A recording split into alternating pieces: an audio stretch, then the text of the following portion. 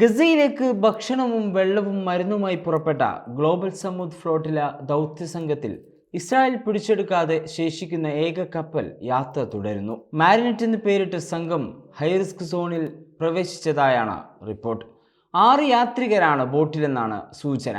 Polish പതാകയും വഹിച്ചാണ് യാത്ര. നേരത്തെ സാങ്കേതിക തകരാർ മൂലം അവരുടെ യാത്ര ഇടയ്ക്ക് വെച്ച് മുടങ്ങിയതായിരുന്നു.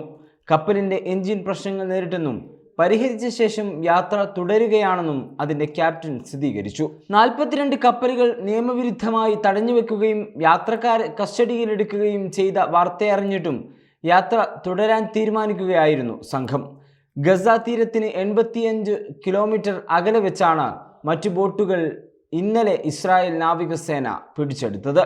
കാലാവസ്ഥാ ആക്ടിവിസ്റ്റ് ഗ്രേറ്റ തുംബർഗ് ഉൾപ്പെടെ ആക്ടിവിസ്റ്റുകളെ ഇസ്രായേൽ സൈന്യം കസ്റ്റഡിയിലെടുത്തു. ഇവരെ നാടുകടത്തുമെന്നാണ് സൈന്യം അറിയിച്ചിരിക്കുന്നത്. 13 കപ്പലുകളാണ് ബുധനാഴ്ച ഇസ്രായേൽ സൈന്യം പിടിച്ചെടുത്തത്. 44 ചെറുകപ്പലുകളാണ് ഗസയിലേക്ക് സഹായ വസ്തുക്കൾ ശേഖരിച്ച് ഓഗസ്റ്റ് 31-ന് യൂറോപ്പിലെ സ്പെയിനിൽ നിന്നും പുറപ്പെട്ടത്. ഗസ യുദ്ധമേഖലയാണെന്നും അവിടേക്ക് പോകുന്നത് സുരക്ഷിതമല്ലെന്നും അതിനാൽ അറസ്റ്റ് ചെയ്ത് കോടതിക്ക് മുന്നിൽ ഹാജരാക്കുമെന്നും സൈന്യം ആക്ടിവിസ്റ്റുകളോട് പറഞ്ഞു. എന്നാൽ തങ്ങളെ തടയാൻ അന്താരാഷ്ട്ര നിയമം അനുവാദം നൽകുന്നില്ലെന്ന് ഇസ്രായേൽ സൈന്യത്തോട് ആക്ടിവിസ്റ്റുകൾ പറഞ്ഞു. കപ്പലിലേക്ക് സൈന്യത്തിന്റെ ബോട്ട് അടുപ്പിക്കുമ്പോൾ ജാമറുകൾ വെച്ച് ഇന്റർനെറ്റ് ഉൾപ്പെടെയുള്ള സൗകര്യങ്ങൾ തടസ്സപ്പെടുത്തിയിരുന്നു.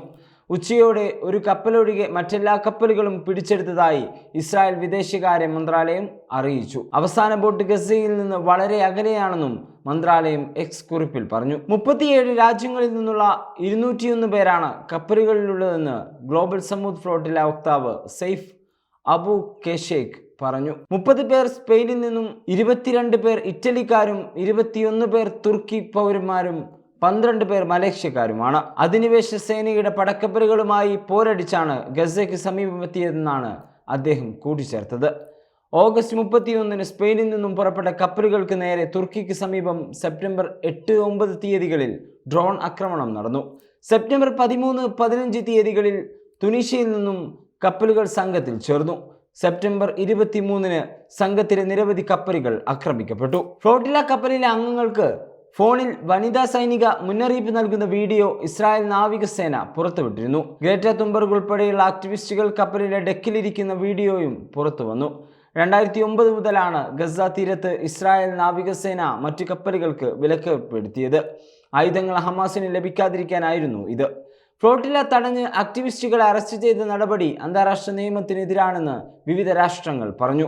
അന്താരാഷ്ട്ര സമുദ്ര മേഖലയിൽ വെച്ചാണ് ഇസ്രായേൽ ഇവരെ കസ്റ്റഡിയിലെടുത്തത്.